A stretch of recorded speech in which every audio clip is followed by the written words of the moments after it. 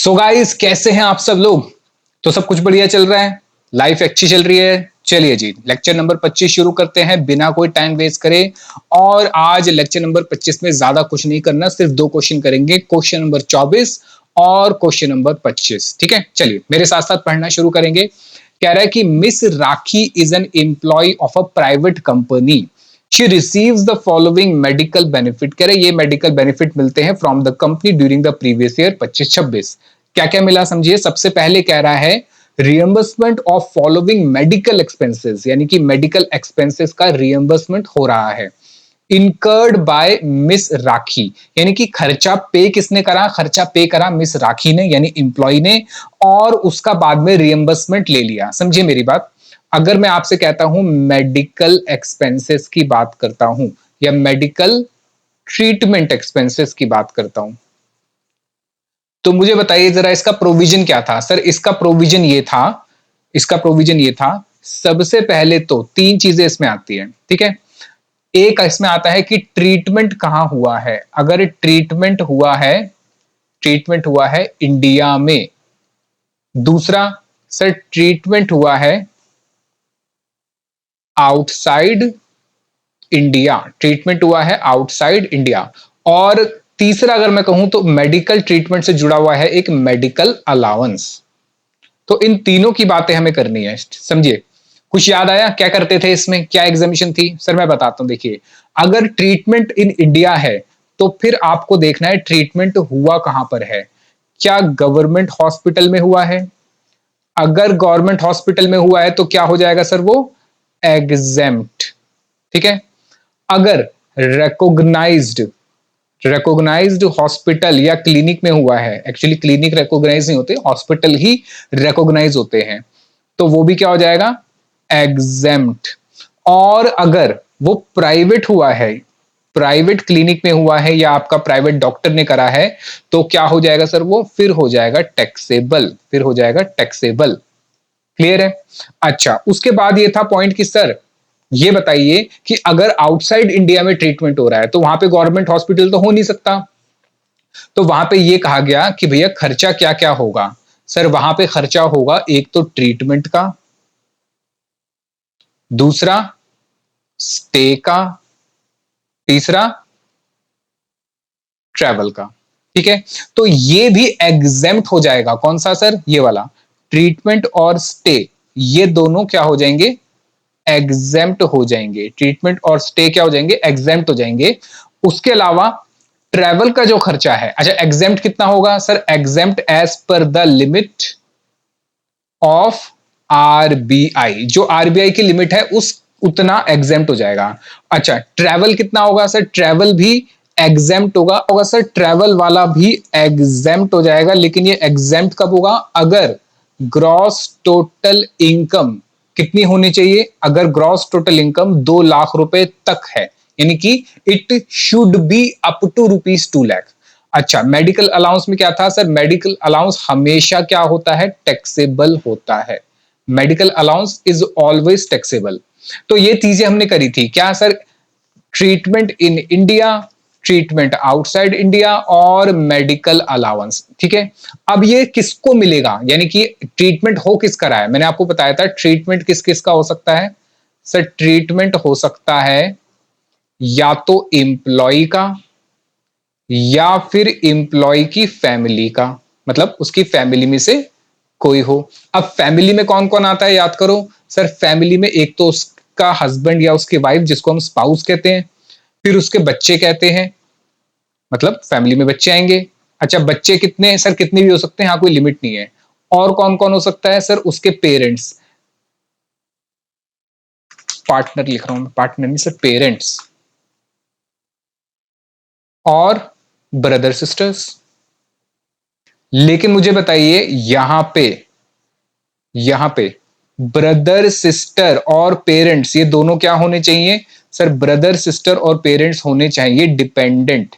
यानी अगर ये इंडिपेंडेंट हुए, इंडिपेंडेंट मतलब अपना पैसा खुद कमा रहे हैं, तो फिर एग्जेम्पशन नहीं मिलेगी। ठीक है, तो कौन कौन हो सकता है सर, एम्प्लॉय खुद हो सकता है या उसकी फैमिली हो सकती है। एम्प्लॉय में फैमिली में आ गया spouse, children, parents, brother sister, लेकिन याद रखना ब्रदर सिस्टर और पेरेंट्स क्या होने चाहिए, डिपेंडेंट होने चाहिए, क्या होने चाहिए, डिपेंडेंट होने चाहिए। क्लियर है? अच्छा, अब ये जो पैसा या जो एक्सपेंडिचर हो रहा है, समझिए ये जो ट्रीटमेंट का या फिर मैं कहूं मेडिकल एक्सपेंडिचर हो रहा है, ट्रीटमेंट का मेडिकल एक्सपेंडिचर हो रहा है, ये कैसे हो सकता है सर? ये दो तरीके से हो सकता है, या तो डायरेक्टली पेड बाय एम्प्लॉयर, या तो ये डायरेक्टली कौन पे कर देगा, एम्प्लॉयर पे कर देगा, या फिर रियम्बर्समेंट, रियम्बर्स्ड बाय एम्प्लॉयर।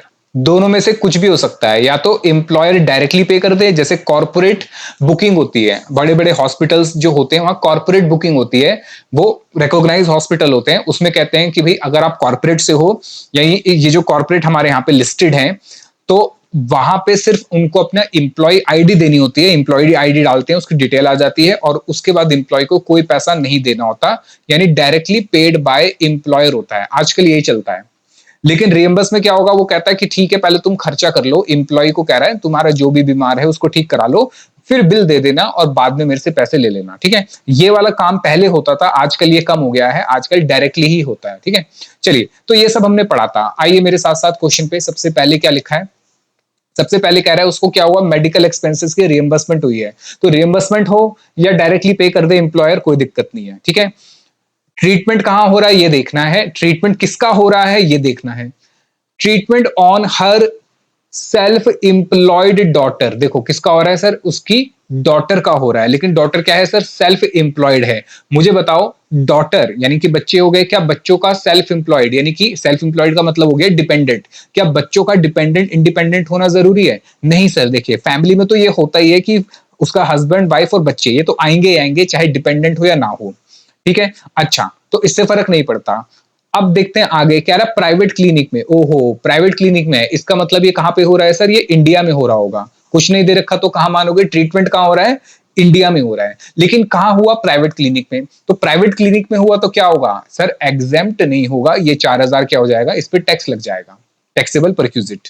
फिर कह रहा है on treatment of her self, अपना ही इलाज कराया, लेकिन कराया किससे, उसने फैमिली डॉक्टर, क्या फैमिली डॉक्टर हॉस्पिटल है सर, फैमिली डॉक्टर हॉस्पिटल नहीं है, फैमिली डॉक्टर तो प्राइवेट हो गया, इसका मतलब ये भी क्या हो गया, टैक्सेबल हो गया, प्राइवेट।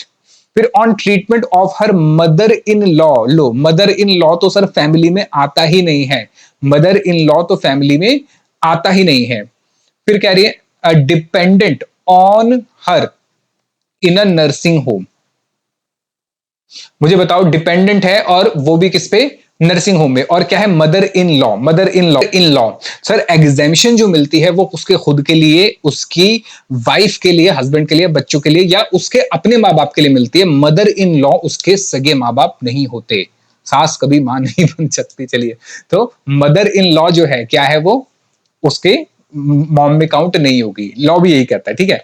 तो चलिए, तो इसमें क्या है सर, एग्जेम्पशन मिलेगी नहीं, इसका मतलब ये हो गया टैक्सेबल। उसके बाद कहां कराया, नर्सिंग होम में। अब नर्सिंग होम चाहे रिकॉग्नाइज्ड हो या ना हो, भाई mother in law is not a part of the family, ठीक है, as per the income tax act. चलिए, तो तीनों के तीनों क्या हो गए, टैक्सेबल हो गए। फिर कह रहा है payment of medical claim policy, यानी कि हेल्थ इंश्योरेंस पॉलिसी ले रखी है 7,500 की, ये तो एग्जेम्प्ट होता है सर, हेल्थ इंश्योरेंस पॉलिसी का जो पैसा अगर इंप्लॉयर रिम्बर्स करता है या डायरेक्टली पे करता है, एग्जेम्प्ट होता है। मेडिकल अलाउंस जो है, मेडिकल अलाउंस तो हमेशा क्या होता है सर, टैक्सेबल होता है, 2,000 रुपए महीना, मल्टीप्लाई कर दोगे 12 से तो 24,000 रुपए साल भर के टैक्स होंगे। फिर कह रहा है मेडिकल एक्सपेंस रियम्बर्स्ड ऑन हर सन, सन क्या है सर, सन फैमिली का पार्ट है, और कहां पे हो रहा है सर, गवर्नमेंट हॉस्पिटल मतलब इंडिया में हो रहा है, तो सर ये वाला जो पार्ट है ये हो जाएगा सर एग्जेम्प्ट, ये हो जाएगा एग्जेम्प्ट, ये हो जाएगा एग्जेम्प्ट। क्लियर है?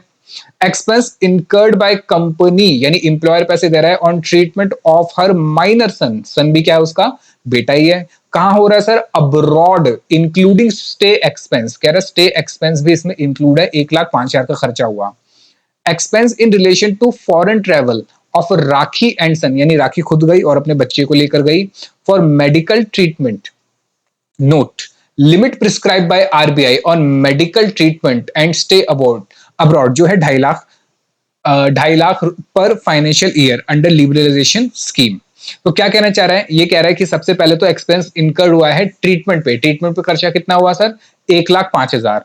और उसके बाद जो दूसरा खर्चा हुआ वो हुआ ट्रैवल पे, दूसरा खर्चा हुआ ट्रैवल पे, तो ट्रैवल पे हुआ 1,20,000। तो दोनों मिला के कितने हो गए सर, दोनों मिला के हो गए 1,25,000 नहीं सॉरी 2,25,000 रुपए। कितने हो गए, 2,25,000। लेकिन यहाँ पे एग्जेम्पशन कितनी दे रखी है एज पर आरबीआई, एग्जेम्पशन दे रखी है सर 2.5 लाख रुपए की। 2.5 लाख की एग्जेम्पशन है, मतलब 2,25,000 का खर्चा हुआ, 2.5 लाख की एग्जेम्पशन है, तो कुछ भी टैक्स नहीं होगा। कह रहा है examine the taxability of the above benefit and allowances in the hands of Rakhi. तो ये क्वेश्चन जो है, ये क्वेश्चन आपका मेनली लिखने वाला क्वेश्चन है, इसके अंदर कैलकुलेशन पार्ट ज्यादा नहीं है, ये प्रोविजन बेस्ड क्वेश्चन है। तो आइए सबसे पहले क्या करना है हमें सर, सबसे पहले हमें लिखना है यहाँ पे प्रोविजन। ठीक है, तो पॉइंट नंबर 1 में आएगा प्रोविजन। ठीक है, आइए लिखिए as per income tax act 1961 and rules therein, ठीक है, comma, when any expense paid by employer और reimbursed by, अब देखो इसको अपनी लैंग्वेज में लिखना है, कोई ऐसा नहीं आपको लॉ की लैंग्वेज लिखनी है, अपनी language. When any expense paid by employer और reimbursed by employer for medical expenses. ठीक है, अब आपको लिखना है point number A, will be exempt in following cases। ठीक है, क्या केस है सर, सिंपल बात है, treatment done in India and in government और recognized हॉस्पिटल्स। ठीक है, ट्रीटमेंट कहां हुआ सर, इंडिया में हुआ, एंड इन गवर्नमेंट या रिकॉग्नाइज्ड हॉस्पिटल में हुआ, तो क्या हो जाएगा सर, एग्जेम्प्ट हो जाएगा। क्या हो जाएगा, एग्जेम्प्ट हो जाएगा। ठीक है, नेक्स्ट लिखिए, treatment should be for employee, यानी ट्रीटमेंट किसका होना चाहिए, एम्प्लॉय का और हिज फैमिली, और हिज फैमिली। अब फैमिली में कौन कौन आएगा, लिखिए पॉइंट नंबर 2, फैमिली इंक्लूड्स, ठीक है, सबसे पहले सर फैमिली में आएगा, एक तो एम्प्लॉय हो गया तो वो तो खुद ही हो गया, तो फैमिली में हो गया उसका स्पाउस, चिल्ड्रन, ठीक है, उसके बाद dependent,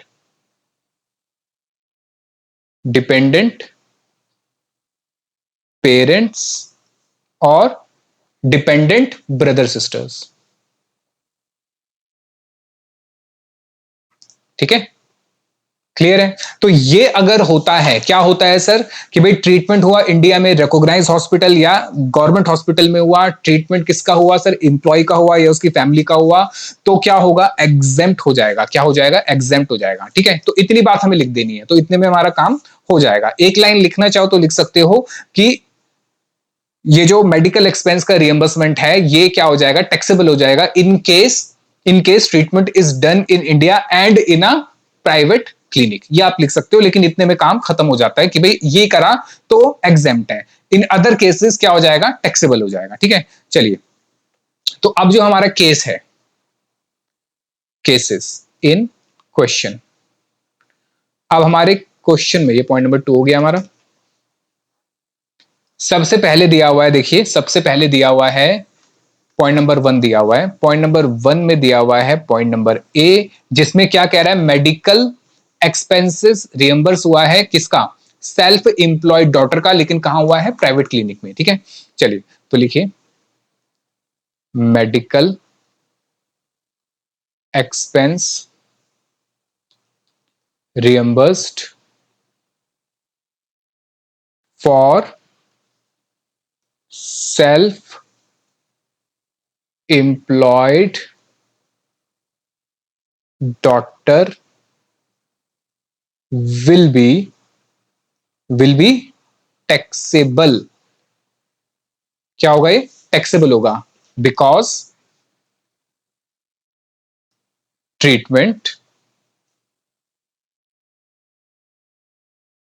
done in private clinic.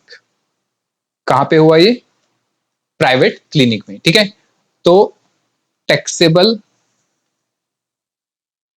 Perquisite value कितनी हो गई सर, जितने मिले पैसे, कितने मिले, 4,000 रुपए। ये हो गए 4,000 रुपए। मुझे बताओ यहां तक कोई दिक्कत, इजी है।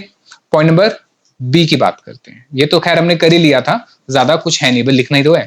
फिर कह रहा है कि on treatment of herself by family doctor. ठीक है, her self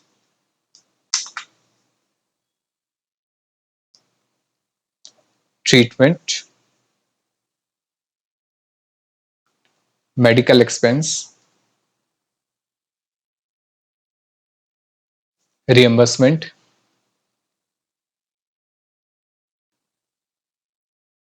is also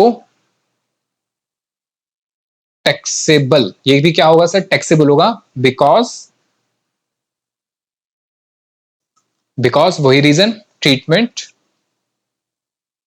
in या treatment done by private doctor.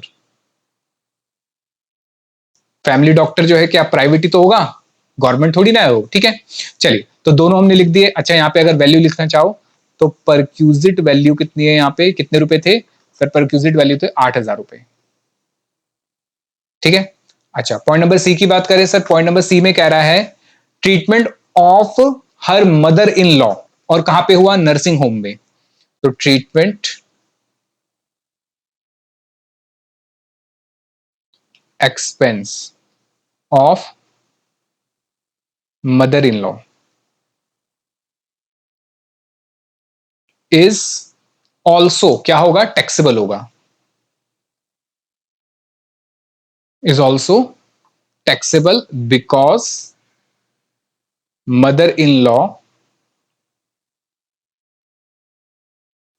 mother-in-law does not considered as part of family। Mother in law family का पार्ट नहीं है as per the law. तो perquisite value कितनी हो गई सर, कितने पैसे थे, 5,000 रुपए थे, 5,000 रुपए। तो लिख दो 5,000 रुपए। ठीक है, चल मुझे बताइए यहां तक कोई दिक्कत, चले आगे। आइए, सेकंड कह रहा है payment of premium of medical policy. तो मेडिकल पॉलिसी के पैसे तो एग्जेम्प्ट होते हैं। तो पॉइंट नंबर 2 में लिखिए रियम्बर्समेंट ऑफ हेल्थ या फिर medical insurance, medical insurance policy is exempt. ठीक है, तो ये क्या हो गया सर, एग्जेम्प्ट हो गया। आइए पॉइंट नंबर 3 की बात करें, मेडिकल अलाउंस तो हमेशा क्या होते हैं, टैक्सेबल होते हैं। लिखिए medical allowances always taxable. Medical allowances हमेशा क्या होते हैं? टैक्सेबल होते हैं। तो यहां पे टैक्सेबल वैल्यू कितनी आ गई सर? 2,000 रुपए पर मंथ है, 12 से मल्टीप्लाई कर दो तो कितना हो गया सर? 24,000 रुपए। ठीक है, चलिए पॉइंट नंबर 4 की बात करें। पॉइंट नंबर 4 में कह रहा है medical expense reimbursement of son treatment in government hospital. तो गवर्नमेंट हॉस्पिटल का एग्जाम्प्ट होता है। ठीक है, तो medical expense reimbursed for son. ठीक है, लेकिन ये किसके लिए होगा? खुद के लिए या उसकी फैमिली के लिए? इन government hospital will be exempt, will be exempt. Point number 5 की बात करें सर। पॉइंट नंबर 5 में कह रहा है expense incurred by company on the treatment of her minor son. ठीक है, तो सन है लेकिन कहां हो रहा है? इंडिया से बाहर हो रहा है। तो ये तो हो गया सर ट्रीटमेंट का खर्चा, और ये हो गया उसका आवन जावन का, मतलब ट्रैवलिंग का, और ट्रैवलिंग का खर्चा है। ठीक है, travelling and stay, travelling and stay का खर्चा है। तो टोटल कितना हो गया सर? लिखिए, इफ, या फिर इफ लिखने की जरूरत नहीं है क्योंकि ये तो हम ऊपर लिख ही चुके हैं, तो हम सीधा सीधा लिखेंगे ट्रैवलिंग कॉमा स्टे, कॉमा मतलब travelling and stay, stay and medical expense for son. ठीक है, आउटसाइड इंडिया। कितना हो गया सर? 1,00,000, कितना था? 5,000 और 1,20,000, टोटल लगा लेते हैं। 1,05,000 और 1,20,000, तो हो गए सर 2,25,000। ठीक है, लेकिन एग्जेम्प्ट कितना होगा? लिखिए, exemption as per RBI limit. ठीक है, आगे लिखिए, and as per RBI limit, RBI limit dollar, याद रखना डॉलर में है, रुपीज में नहीं है। 2,50,000। ठीक है, अच्छा ये किस में थे? देखिए ये जो दे रखे हैं इसने, ये जो इसने वैल्यू दे रखी है 1,05,000 और 1,20,000, ये भी डॉलर में होगी, ये भी किस में होगी? डॉलर में होगी। ठीक है, तो यहां पे मैंने जो रुपीज लिखा है इसको चेंज कर देना, उसको लिख देना डॉलर, क्योंकि सर ये 2,50,000 रुपए डॉलर में दे रखा है तो ये भी डॉलर में होगा। तो भाई खर्चा हुआ 2,50,000, लेकिन लिमिट प्रिस्क्राइब कितनी है? 2,25,000 खर्चा हुआ, लिमिट प्रिस्क्राइब है 2,50,000, hence full dollar 2,25,000 will be exempt. पूरा का पूरा क्या हो जाएगा सर? एग्जेम्प्ट। ठीक है, तो अगर मैं टोटल टैक्सेबल वैल्यू बताऊं इसकी, टोटल टैक्सेबल वैल्यू कितनी होगी? आओ जरा शुरू के निकाल लेते हैं, बताओ कितना कितना हमने लिखा था सर? शुरू में थे इसके, देखिए कितने थे ये रे, एक तो थे 4,000 रुपए, फिर थे इसके ये रे 8,000 रुपए, और फिर थे सर ये 5,000 रुपए। ठीक है, तो आओ लिख लो इसको, एक तो ये हो गया सर पुराना वाला 4,000, फिर ये 8,000 और ये 5,000। आज लिखो 4,000, 8,000, 5,000 प्लस और कुछ भी था, आओ चेक करते हैं। पॉइंट नंबर 2 में एग्जेम्प्ट हो गया सर, मेडिकल अलाउंस था। ठीक है, तो एक काम करो, इसको ऐसे लिखो, taxable value, taxable value perquisite की,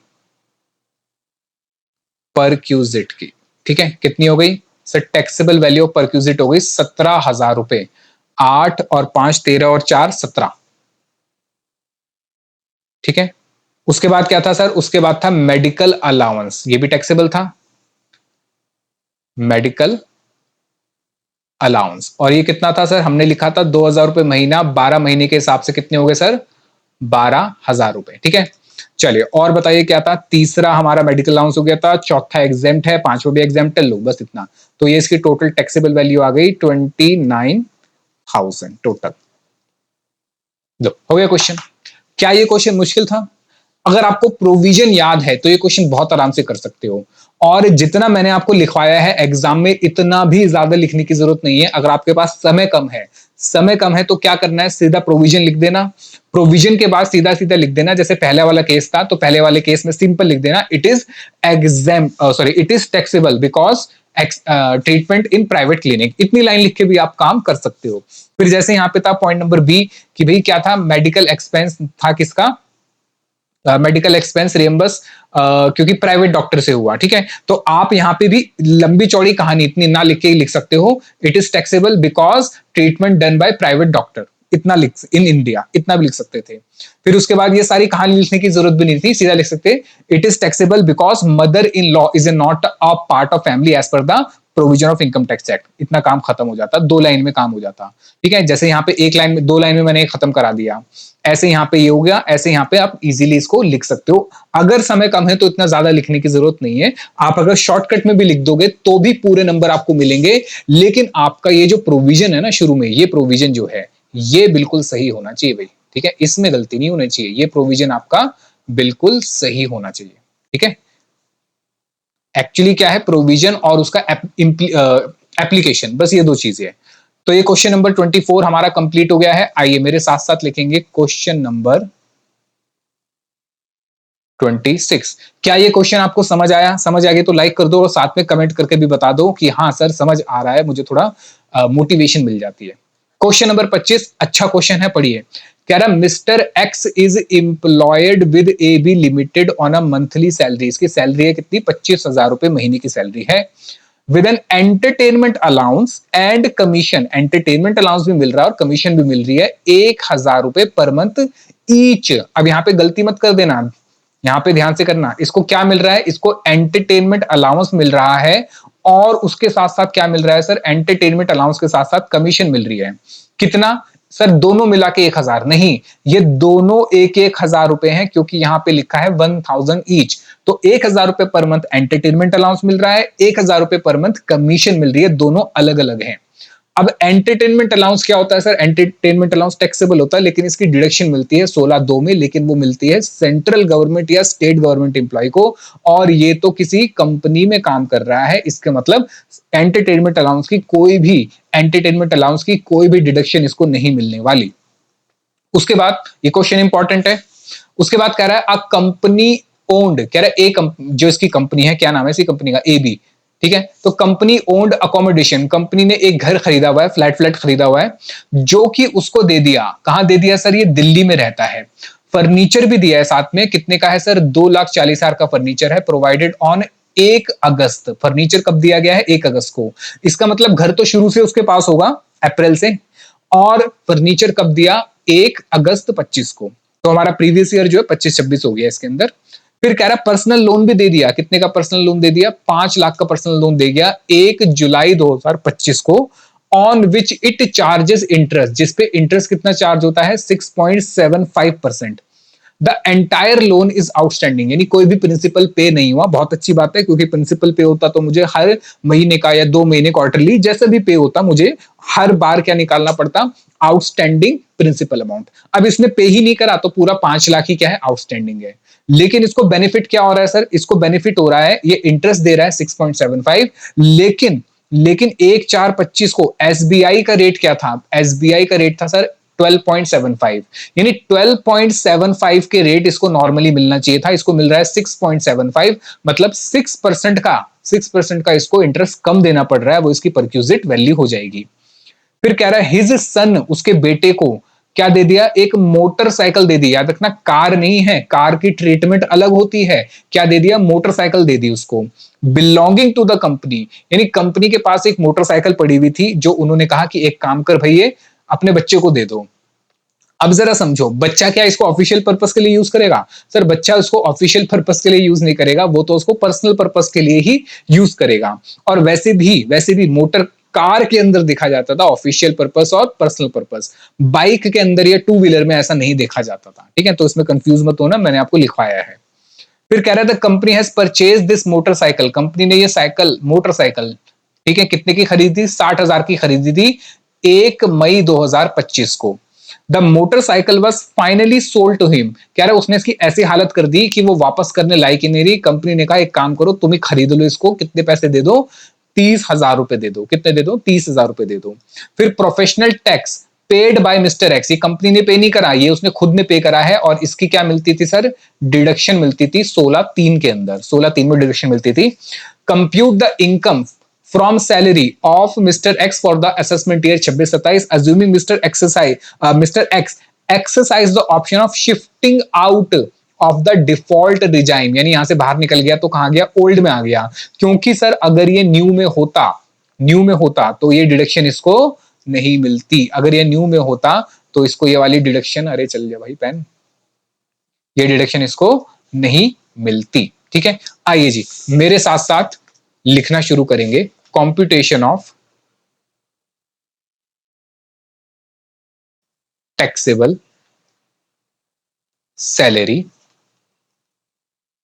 of mister x for assessment year 26-27, ठीक है। चलिए यहां तो हम लिखते हैं क्या, बताओ सर? यहां लिखते हैं नोट्स, यहां लिखते हैं रुपीस। सबसे पहले क्या आएगा सर? सबसे पहले आएगा उसका बेसिक पे। तो बेसिक पे कितनी थी क्वेश्चन में, मुझे बताओ सर? बेसिक पे थी 25,000 रुपए महीना, मल्टीप्लाई बाय 12 मंथ्स। क्या आप मुझे बता सकते हो 25,000 इंटू ये कितने हो जाएंगे सर? ये हो जाएंगे 2 लाख, 2 लाख कितने नहीं 3 लाख हो जाएंगे, सॉरी 25,000 इंटू 12, 3 लाख। कितने हो गए सर? 3 लाख हो गए। फिर उसके बाद क्या इसको डीएवीए मिल रहा है? नहीं सर, इसको डीएवीए कुछ नहीं मिल रहा था, इसको मिल रहा था एक तो एंटरटेनमेंट अलाउंस। एंटरटेनमेंट अलाउंस मिल रहा था। कितना मिल रहा था सर एंटरटेनमेंट अलाउंस? इसको मिल रहा था 1,000 रुपए महीना, यानी कि कितने हो गए सर? 12,000 रुपए। उसके साथ इसको मिल रही थी महीने भर की कमीशन। कमीशन कितनी मिल रही थी इसको? 1,000 रुपए इंटू 12, कितने हो गए बताओ? 12,000 रुपए। मुझे बताओ यहां तक कोई दिक्कत? 3 लाख रुपए इसको क्या मिला? बेसिक पे एंटरटेनमेंट अलाउंस मिल गया 12,000 रुपए, कमीशन मिल गई सर कितने की? 12,000 रुपए की। उसके बाद यहां पे हमारा मेन काम शुरू होता है। इसको क्या मिला था? Rent free accommodation, rent free accommodation. इसके लिए बनेगा सर नोट नंबर 1। उसके अलावा और क्या था? पॉइंट नंबर 1 तो हो गया इसका आरएफए का। दूसरा था कंसेशनल लोन मिला इसको, ठीक है। तो कंसेशनल लोन, इसके लिए बनेगा सर पॉइंट नंबर या नोट नंबर 2। मुझे बताइए क्या आपको समझ आ रहा है या नहीं आ रहा? अगर समझ आ रहा है तो मुझे कमेंट करके जरूर बताइए और शेयर भी करिए, क्योंकि सब्सक्राइबर है ना धीरे धीरे बढ़ नहीं रहे। पहले बढ़ रहे थे, अब बढ़ नहीं रहे यार, बड़ी अजीब बात है। मैं लगातार वीडियोस डाल रहा हूँ। चलिए, तो कंसेशन लोन हो गया। उसके बाद है सर तीसरा, मोटरसाइकिल दे रखी है। तो मोटरसाइकिल क्या है सर? Use of movable. अच्छा एक चीज और थी यहाँ पे, फर्नीचर रह गया, ये वाला पॉइंट रह गया ना, तो यहाँ लिख देता हूं मैं यूज ऑफ फर्नीचर, दोनों को एक साथ लिख देता हूं। यूज ऑफ फर्नीचर, इसको लिखेंगे हम नोट नंबर 2 में। और यूज ऑफ मोटरसाइकिल, इसको भी हम लिख देंगे नोट नंबर 3 में ही। क्यों? क्योंकि सर दोनों ही क्या है? यूज ऑफ मूवेबल एसेट है। दोनों क्या है? Use of movable asset. तो जो ट्रीटमेंट फर्नीचर की होगी सेम ट्रीटमेंट मोटरसाइकिल की होगी, क्योंकि दोनों मूवेबल एसेट है मेरे, ठीक है। चलिए, तो ये हो गया सर पॉइंट नंबर 3। उसके बाद ये भी हो गया। उसके बाद मोटरसाइकिल का यूज, और बेच दी थी, बेच दी थी उसने कितने की? 30,000 की। तो ये क्या है सर? यह है transfer, transfer of movable asset. याद है हमने करा था अभी एक क्वेश्चन में, ट्रांसफर ऑफ मूवेबल एसेट में कार, पर यहां पे कार नहीं है, यहां पे क्या है सर? यहां पे है मोटर बाइक। तो कार के लिए अलग है, मोटर बाइक के लिए अलग है, इसमें गलती मत कर देना, ठीक है। इसको हम कर देंगे पॉइंट नंबर 4 में। और क्या रह गया हमारा सर? हम अगर बात करें तो ये भी हो गया। प्रोफेशनल टैक्स इसमें आएगा नहीं, क्योंकि वो तो डिडक्शन का पार्ट है। बस सर इतना ही है, ठीक है। चलिए, तो सबसे पहले नोट्स लिखते हैं। थोड़ी सी जगह छोड़ देना, क्योंकि हो सकता है यहाँ पे कुछ और भी लिखना पड़े। तो आइए जरा नोट्स, नोट नंबर 1 की बात करते हैं। नोट नंबर 1 है sir rent free accommodation. Rent free अरे चलना यार, अकोमोडेशन। मुझे बताओ रेंट फ्री अकोमोडेशन में क्या करते थे सर? रेंट फ्री अकोमोडेशन में हम क्या करते थे मुझे बताइए सर। हम करते थे सबसे पहले तो हम देखते थे कि अकोमोडेशन अकोमोडेशन क्या है? Is owned owned by employer. अगर अकोमोडेशन एम्प्लॉयर ने ओन्ड किया हुआ है तो then R F A, rent free accommodation, इसको ब्रैकेट में आर एफ ए लिख दो पहले, फिर आप बाद में इसको आर एफ ए लिख सकते हो। Are F A perquisite value will depend upon, किस पे डिपेंड होती है सर? दो चीजों पे, एक पॉपुलेशन और दूसरा percentage of are F A salary. ठीक है, तो मुझे बताओ पॉपुलेशन कितनी थी सर? पॉपुलेशन थी सबसे पहले अप टू 15 लाख, तो 15% पे कितना था सर? 5%। उसके बाद more than 15 lakh but up to 40 lakh, तो ये हो गया था सर जी 7.5%। कुछ याद आया? नहीं याद आया तो जाके देख लो एक बार। और क्या था सर? मोर देन 40 लाख कितना हो गया सर? 10%, क्योंकि 2.5% इंक्रीमेंट है। ठीक है, अब आपको इतना लंबा ये पूरा लिखने की जरूरत नहीं है एग्जाम में, आपको सिर्फ यही लिखना था accommodation is owned by the employer, then rent free accommodation perquisite value will be R F A salary multiply by 10% for the relevant month. बस इतना लिखना था आपको, मतलब मैं आपको लिख के दिखा देता हूं, ये सब लिखने की जरूरत नहीं थी आपको, आपको सीधा लिखना था perquisite value of are F ए। हमारे केस में क्या बनेगा सर? 10% बनेगा, क्योंकि दिल्ली में रहता है, दिल्ली में क्या होगा? ज्यादा ही होगा। कितने से? 40 लाख से। तो सीधा लिखेंगे are F A salary multiply by 10% per annum होता है, याद रखना ये। ठीक है, और याद रखना फॉर रिलेवेंट पीरियड। अगर 2 महीने का है तो 2 महीने का करोगे, 3 महीने का है 3 महीने का, 10 महीने का है तो 10 महीने का। ठीक है, अब हमारे केस में उसने टाइम पीरियड नहीं दे रखा, तो मान के चलेंगे शुरू से दे रखा था। तो सबसे पहले मुझे क्या निकालना पड़ेगा? आर एफ ए सैलरी निकालनी पड़ेगी। क्या निकालनी पड़ेगी मुझे बताओ मेरे दोस्तों? Are F A salary. तो अब निकाल लो आर एफ ए सैलरी। कुछ याद है आर एफ ए सैलरी कैसे निकालते थे सर? कुछ याद तो आ रहा है कैसे निकालते थे, कुछ क्या करते थे? हाँ हाँ सर, इसमें लेते थे सबसे पहले तो हम बेसिक पे। अच्छा याद रखना ये भी होता है फॉर, या इसको छोड़ो फॉर रिलेवेंट मंथ, क्योंकि बाद में तो हम रिलेवेंट मंथ कर ही देते हैं। ठीक है, चलिए तो एक काम करो, यहां से ना पर एनम हटा दो, ये लिखिए, क्योंकि बाद में मैंने रिलेवेंट पीरियड तो लिख ही दिया, यहां से पर एनम लिखा दिया, हटा दिया। बेसिक पे, मुझे बताइए जरा बेसिक पे, क्योंकि अब पूरे साल भर का है तो मैं पूरे साल का ले रहा हूं। बेसिक पे कितनी थी? 3 लाख रुपए। फिर इसमें क्या जुड़ेगा सर? डीए। क्या क्वेश्चन में डीए है? नहीं। अगर डीए होता तो फुल आता या फॉर्मिंग पार्ट आता? सर डीए का सिर्फ फॉर्मिंग पार्ट आता है। ठीक है, जो कि यहाँ पे है ही नहीं, क्योंकि डीए ही नहीं है। उसके अलावा क्या आता है सर? उसके अलावा सारे टैक्सेबल अलाउंसेस आते हैं, जिसमें इसमें एंटरटेनमेंट अलाउंस दे रखा है।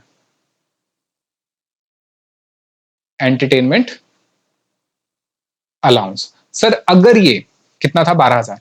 सर अगर ये गवर्नमेंट एम्प्लॉय होता, समझिए अगर ये गवर्नमेंट एम्प्लॉय होता, तो गवर्नमेंट एम्प्लॉय होता तो सर एंटरटेनमेंट अलाउंस की डिडक्शन मिलती। अब मेरी बात समझिए, अगर ये गवर्नमेंट एम्प्लॉय होता तो आरएफए इसका ऐसे निकलता ही नहीं, क्योंकि गवर्नमेंट एम्प्लॉय में आरएफए निकलता है लाइसेंस फीस के अकॉर्डिंग, जो कि क्वेश्चन में गिवन होता। अच्छा हाँ हाँ सर, याद आ गया, याद आया ना, पढ़ाई वढ़ाई कर लिया करो, याद रहेगा। फिर कमीशन, कमीशन कितनी है सर? 12,000।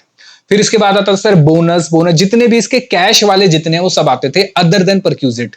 अब इसके बाद इसका कुछ भी कैश वाला नहीं है, बाकी सब क्या है, परक्यूजिट है। तो सिर्फ यही यही बन जाएगा इसका आर एफ ए सैलरी। यानी बात समझिएगा, जब भी आरएफए का क्वेश्चन आएगा ना तो आपको ज्यादा चीजें गिवन नहीं होंगी, क्योंकि मेन आपसे वो 2-3 चीजें जानना चाहता है। तो ये हो गया 3,24,000। लो आपको आरएफए सैलरी मिल गई। अब आप निकाल सकते हो आर एफ ए पर क्यूजिट वैल्यू। ये हो जाएगा सर 3,24,000 का 10%, और ये पूरे साल का है तो पूरा 10% हो गया, यानी कि 32,400। लीजिए 32,400। मुझे बताओ यहां तक कोई डाउट, कोई परेशानी, कोई मन में सवाल? इजी है, आइए लिख लो 32,400। उसके बाद पॉइंट नंबर 2 है हमारा सर, नोट नंबर 2 जो है कंसेशनल लोन का। आओ जरा बात करते हैं कंसेशनल लोन। ये फ्री लोन नहीं है, कंसेशनल है। फ्री होता तो सारा का सारा टैक्स हो जाता, क्योंकि कुछ नहीं दे रहा था। अब कुछ दे रहा है तो माइनस कर देंगे।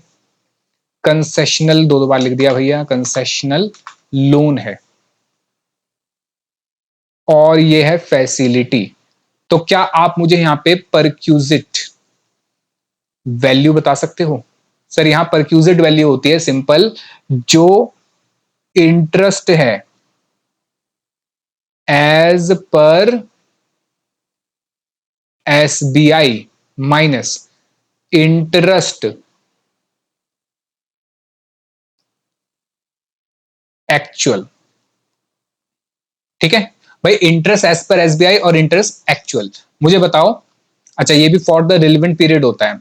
इंटरेस्ट एज पर एसबीआई था 12.75% और इसका एक्चुअल है सर 6.75%।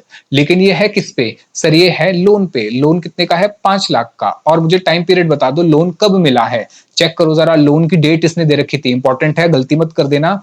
सर देखिए सर ये रहा 1/4/25, नहीं 1/4/25 जो है एसबीआई का रेट लेना होता है। 1/4/25 एसबीआई का रेट। अच्छा ये भी याद रखना कि यहाँ पे एसबीआई को जो रेट होता है ना, अगर आपको बहुत सारे रेट दे रखे हैं तो आपको ये लेना होता है ऑन 1/4/25, या मैं कहूं on the opening day on the April of the relevant previous year. यानी प्रीवियस ईयर में जो 1 अप्रैल को है वो लेना आपको। क्लियर है? अब मुझे बताइए जरा, ये लोन कब दिया था? लोन की डेट बताओ जरा। देखो यहाँ पे लोन ऑफ 5 लाख रुपए ऑन 1/7/2025। तो 1/7/2025 तो जुलाई, अगस्त, सितंबर, अक्टूबर, नवंबर, दिसंबर, जनवरी, फरवरी, मार्च, कितने महीने होते हैं? 9 महीने होते हैं। तो सर 9 मंथ्स का लगेगा यहाँ पे। कितने महीने का? 9 महीने का। तो इसमें गलती मत कर देना। तो ये हो गया सर हमारा कितना?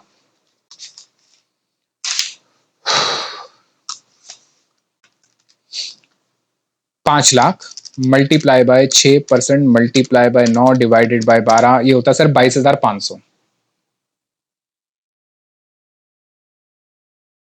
ये लीजिए। क्या ये मुश्किल था? सर ये तो इजी था। हाँ आइए जरा पॉइंट नंबर 3 में आते हैं। पॉइंट नंबर 3 में क्या कहा बताइए दोस्तों?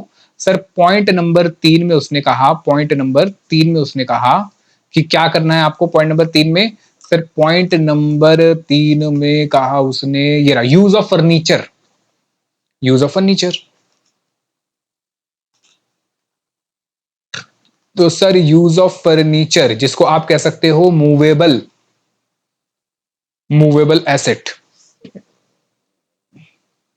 ठीक है? एंड साइकिल भी तो यही है, मोटरसाइकिल एंड मोटरसाइकिल भी एक साथ लिख देते हैं। तो sir use of movable asset including the furniture and the motorcycle, the perquisite value sir for that will be, मुझे बताइए जरा परक्यूजिट वैल्यू कितनी होती है? ये होती है सर जो भी कॉस्ट है, कॉस्ट है एसेट की, मल्टीप्लाई बाय कितना परसेंट सर? 10% per annum. और ये होता है सर हमारा स्ट्रेट लाइन मेथड। कार पे था डब्ल्यूडीवी, लेकिन बाकी जगह क्या है सर? Straight line method. तो सबसे पहले हम बात करते हैं सर फर्नीचर की। मुझे बताइए जरा फर्नीचर कितने का था सर? शुरू में था 2,40,000 का और ये दिया था 1 अगस्त को, तो डेट याद रखना। तो सर फर्नीचर हो गया 2 लाख रुपए का, जिसपे 10% लगेगा, लेकिन ये लगेगा अगस्त। तो अगस्त, सितंबर, अक्टूबर, नवंबर, दिसंबर, जनवरी, फरवरी, मार्च, तो होते हैं सर जी 8 महीने। तो 20,000 into 8 divided by, sir furniture की वैल्यू आपने गलत लिख दी, इसको 240 कर दीजिए, फिर ठीक आएगा आंसर। अच्छा, तो 2,40,000 इंटू 10% इंटू 8 डिवाइडेड 12, ये होता है सर 16,000 रुपए। ठीक है, मैंने फर्नीचर की वैल्यू 2 लाख कर दी थी, तो आप ये ध्यान रखना, गलती मत कर देना। ठीक है, चलिए जी, तो मुझे ये भी मिल गया। फर्नीचर कितने का है सर? यूज जो मैंने इसको करा, ये हो गया सर, ये कितना आया था? जो कंसेशन लोन था हमारा, कंसेशन लोन कितना आया था? 22,500। आओ पहले तो ये लिख दो, फिर ये लिख दो फर्नीचर कितना आया? 16,000। अब है यूज ऑफ साइकिल, मोटरसाइकिल, तो यूज ऑफ मोटरसाइकिल लिख दो, मोटर साइकिल। तो सर जी मोटरसाइकिल कितने की थी? यहां पे लिखा भी था मोटरसाइकिल, ये रिसर्च मोटरसाइकिल खरीदी थी कंपनी ने 60,000 रुपया की। बताइए जरा कितने की खरीदी थी? 60,000 रुपए की खरीदी थी। और इस पे कितना लगेगा सर? 10% लगेगा, लेकिन टाइम पीरियड का ध्यान रखना। तो टाइम पीरियड देख लेते हैं सर, कब से कब तक है। सर देखिए, उसने कहा कि खरीदा कब था? 1/5/22 को, जो उसने बेच दी उसी को बेच दी 1 अगस्त को। यानी इसका मतलब ये हुआ अप्रैल से दे रखी होगी, अप्रैल से दे रखी होगी और अगस्त में बेच दी। तो अप्रैल, मई, जून, जुलाई, क्या अगस्त आएगा? अगस्त नहीं आएगा सर। क्यों? क्योंकि 1 अगस्त को तो बेच दिया है। तो अप्रैल, मई, जून, जुलाई, 4 महीने उसने बाइक खूब घुमाई और ऐसी हालत कर दी अगस्त में कि उसने कहा 1 अगस्त को तेरे को ही बेच देता हूं। तो कितने महीने यूज करी उसने? 4 महीने यूज करी। तो सर जो बेच दी उसकी भी बात करेंगे, लेकिन जो यूज करा उसका तो निकाल लें। 60,000 10% इंटू 4 डिवाइड बाय 12, ये होते हैं कितने? 2,000 रुपए। तो ये तो 2,000 रुपए लग गए उसके यूज करने के। ठीक है, उसके यूज करने के। एक चीज और लिखना है यहाँ पे, एक चीज और लिखना। देखो मोटरसाइकिल किसको मिली थी? उसको नहीं मिली थी, उसके बेटे को मिली थी। तो यहाँ पे लिखना use of movable asset given by employer to employee और मेंबर, यहां फैमिली नहीं है, यहां पे है member of household, member of household, full stop. ठीक है, अब हाउस होल्ड में कौन कौन आता है सर? हाउस होल्ड में आप लोग जो उसके घर में रहते हैं वो आते हैं, यानी कि वो खुद हो गया, ठीक है, उसकी वाइफ, उसके बच्चे, उसके माता पिता, उसके भाई बहन। अब यहाँ डिपेंडेंट इंडिपेंडेंट की बात नहीं है, वो घर में रहने वालों की बात कर रहे हैं। यहां तक कि उसके घर में अगर उसके नौकर भी रहते हैं तो वो भी हाउस होल्ड मेंबर होंगे। ठीक है, तो इतना हमें डिटेल नहीं देना, सीधे लिख देंगे household member includes children of employee. भाई एम्प्लॉय के बच्चे भी क्या है सर? एम्प्लॉय के बच्चे भी क्या है? हाउस होल्ड के मेंबर है। इसी वजह से ये टैक्सेबल होगा। अगर समझिए जरा, देखिए, अगर ये इससे बाहर हो जाता, समझिए, अगर ये इससे बाहर हो जाता, मान लेते हैं एम्प्लॉय का भाई है, एम्प्लॉय का भाई है कहीं और रहता है, एम्प्लॉय का भाई है कहीं और रहता है, उसको मोटरसाइकिल दे दी कंपनी ने। यानी लेट सपोज मेरा भाई है, मैं उसको कह रहा हूं यार देख मेरी कंपनी में एक मोटरसाइकिल पड़ी हुई है, ठीक है, कोई यूज तो करता नहीं है, मैं एक काम करूंगा वहां से तेरे को दिला दूंगा, तो यूज कर लियो। अब वो रहता कहीं और है, ठीक है, अब मेरे घर पे नहीं रहता, कहीं और रहता है, हाउस होल्ड का मेरा मेंबर नहीं है।